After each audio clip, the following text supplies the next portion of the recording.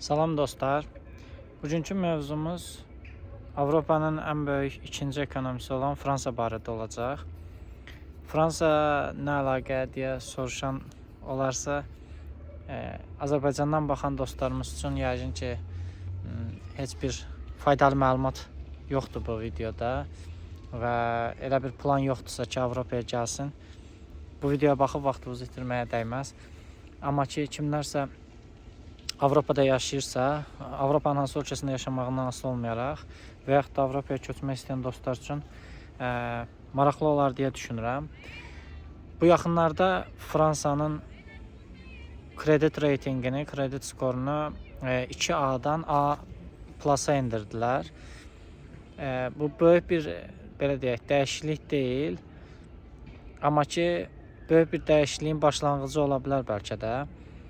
Bu kredit skor nədir? Əgər bilməyən varsa, biz necə ki gedirik kredit alırıq, onu ödəyirik, ödəmirik, nə bilim gecikdiririk, nə bilim işdəki vəziyyətimiz necədir, odur budur deyə bizi dəyərləndirirlər. Məsələn, yaşımızı, işimizi, gücümüzü, nə bilim əlimizdə olanları və s. və sonra bir qərar verirlərsə ki, bizə kredit düşür, düşmür, versinlər, verməsinlər və s. bizə kredit dərəcəsi müəyyənləşdirirlər. O formada ölkələr üçün də kredit dərəcəsi müəyyənləşdirən şirkətlər var. Biri Amerikadakı Moody'dir.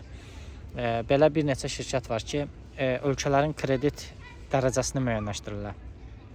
Və bu kredit dərəcəsi də ölkənin pula, belə deyək, əlinin çatmasını müəyyənləşdirir. Yəni kredit dərəcəsi nə qədər yaxşıdırsa, nə qədər yuxarıdırsa, investorlar o qədər ürəklə, həvəslə pullarını həmin ölkəyə yatırırlar, borc olaraq verirlər və oradan faiz qazanırlar. Bond deyirlər, ölkələrin bond. Pulunu qoyur məsələn 2 illik, 5 illik, 10 illik, 20 illik, 30 illik və s. hansısa ölkəyə. Ölkə o pulu götürür, yol tikir, məktəb tikir, nə bilim aeroport tikir, nə bilim muzey tikir, o birisi və turistlər gəlir, tələbələr gəlir, kimlərsə gəlir, yeni iş yerlərinə adamlar gəlir, yeni iş yerləri açılır və s. və ölkəyə pullar gəlir dolayısıyla və ölkə qazandığı puldan həmin investorlara ay-bay faizlərini ödəyir və sonra o müqavilənin bitmə vaxtı çatanda 5 ildə, 10 ildə, 20 ildə hər nədirsə həmin adamın pulunu tam olaraq qaytarır. Əgər reyting aşağıdırsa, bu deməkdir ki, həmin ölkədə risk var. Həmin ölkədə risk var ki, bir nöqtədə ölkə deyə bilər ki, okey, bilirsiniz nə var, mən qaytara bilmirəm, neyinirsiniz eləyin. Necə deyərlər, o adamlar olur, banka deyir, qaytara bilmirəm. Gəlib əlindən maşınını alırlar, evini alırlar, nə bilim, mebelini alırlar və s. Ölkələr də belə bir şey deyə bilər, teorik olaraq. Amma ki, praktikada bütün ölkələr bu təhlükədən, bu qərardan həmişə qaçmağa çalışırlar. Yəni başqa bir yol axtarmağa çalışırlar. Başqa yolda təəssüf ki, inflyasiyadır. Yəni ona görə də məsələn Fransanın bu yaxında dediyim, yəni 2 həftə olar yəqin ki, dəyərləndirmə elədilər və 2A-dan A+-a saldılar kredit dərəcəsini və bu çox pisdir Fransa üçün yəqin ki. Çünki bundan sonra nə olacağı bəlli deyil, amma yəni bundan sonra daha kötüyə getsə daha pis. Amerikanın da dərəcəsini aşağı salıblar. Amma niyə bu böyük ekonomilər? Çünki hər ikisinin borcu başından aşkındır. Amerikanın borcu 120%-dir, Fransanın borcu 114% ətrafıdır.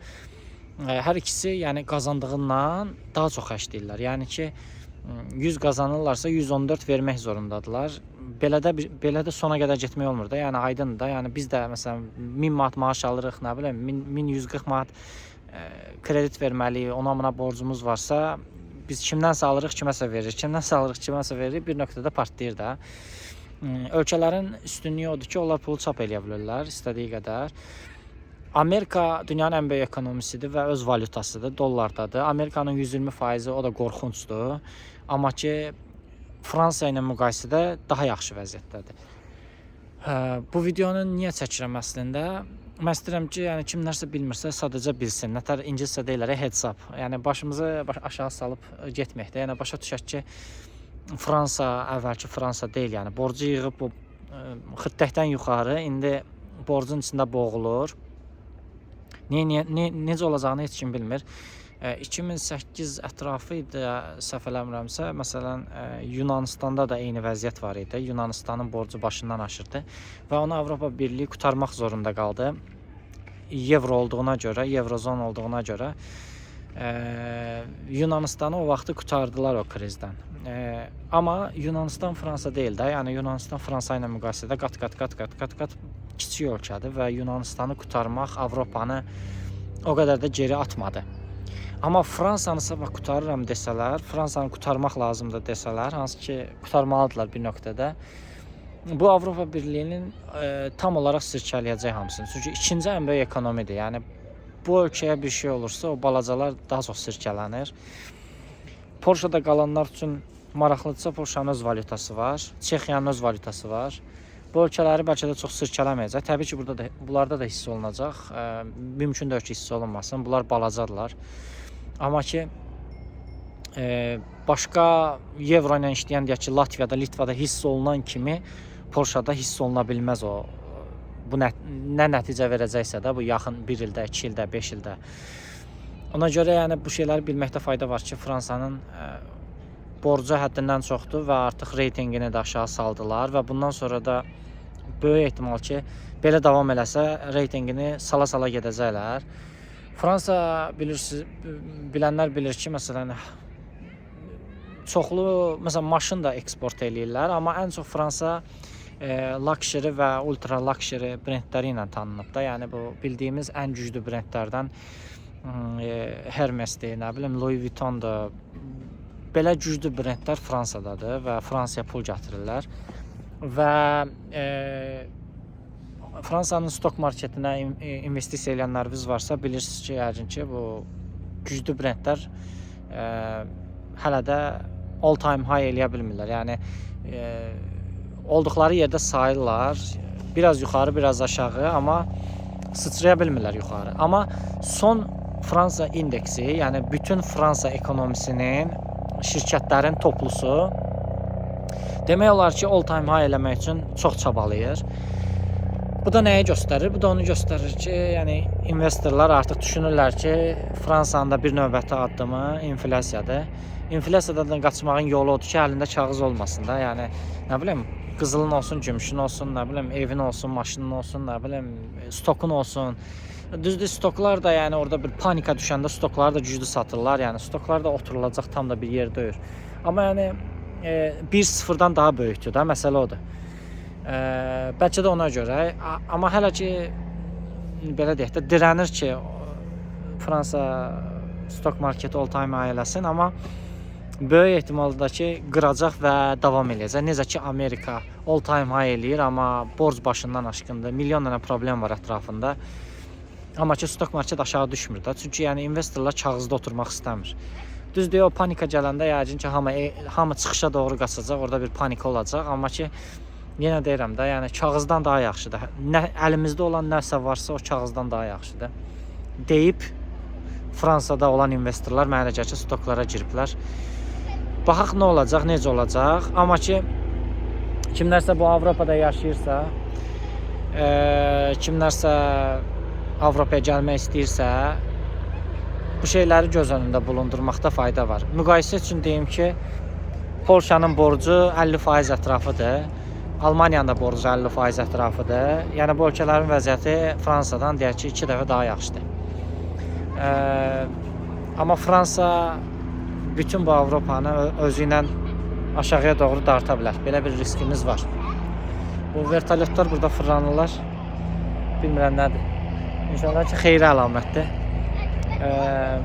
Belə dostlar, Fransa ilə bağlı demək istədiklərim bu qədər. Xəbərləri oxumaq yaxşı şey deyil. Yəni xəbərləri oxumaq insana fayda gətirmir.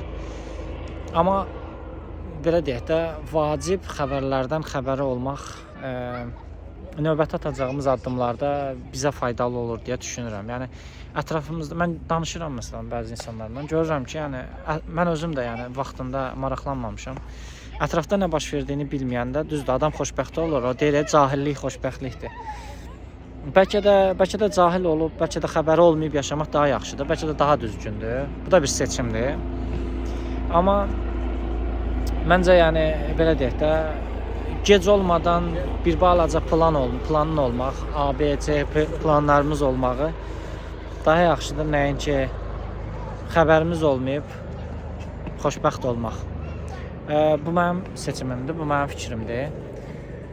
Ona görə sizlərlə də bu videonu paylaşmaq istədim ki, kimlərsə Avropa Birliyində nələr baş verdiyini bilmirsə, sadəcə xəbəri olsun. Bir növbəti verəcəyi qərarlarda bunları da işin içinə qatsın. Ona uyğun qərarlar versin. Belə dostlar, daha başqa bir sizə söz verdiyim mövzu var. Torpaq alışı ilə bağlı, dünyadakı ümumiyyətlə bu torpaq sevgisi ilə bağlı. Onu da çəkəcəm. Sadəcə biraz vaxt məhdudiyyəti var. Bu Fransanı dedim nəzərinizə çatdırım ki, çünki bu daha vacibdir. Bu dəqiqə Avropada qaçıb heç birimiz torpaq almırıq. Ala da bilmirik. Məsələn, Polşada ala bilmirik, pasportumuz yoxsa. Amma ki, Fransanın vəziyyəti bizə də təsir eləyə bilər. Bunu bilmək daha önəmlidir məncə. Belə dostlar, videomuz bu qədər. Başqa videolarda görüşərik. Təşəkkürlər, sağ olun.